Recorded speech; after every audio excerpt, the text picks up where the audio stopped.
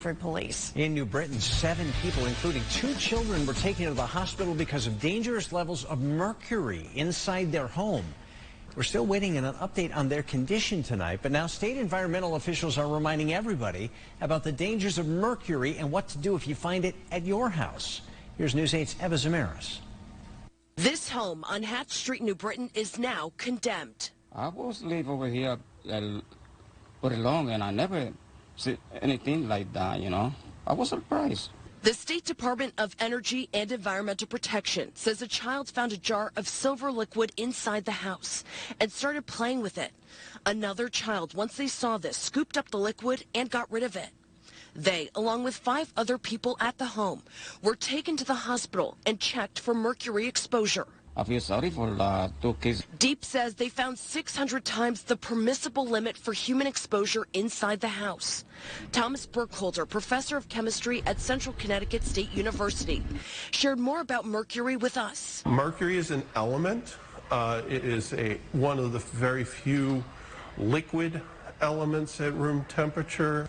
The longer period of time you're exposed to it, the more it accumulates, the more risk you have. He explained what mercury was used for previously. One of the more common uses of mercury was in these little fever thermometers. And so generations of people probably were used to these when they were kids. It was also used for switches and thermostats. So what happens if you have an exposure to mercury? We spoke with a doctor here at the Hospital of Central Connecticut in New Britain to find out what you should be looking out for. It's not as dangerous through touching and other things like that. It's really the inhaling of the vapor that occurs, and so as a result of that, you get a reaction in your lungs because it's irritating. So you might cough, you might get short of breath, you might have some chest burning, symptoms of that sort.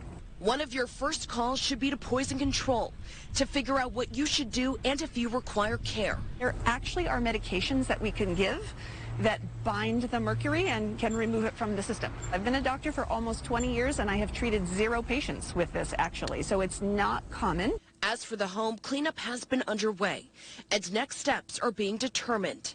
In New Britain, Eva Zamaris, News 8.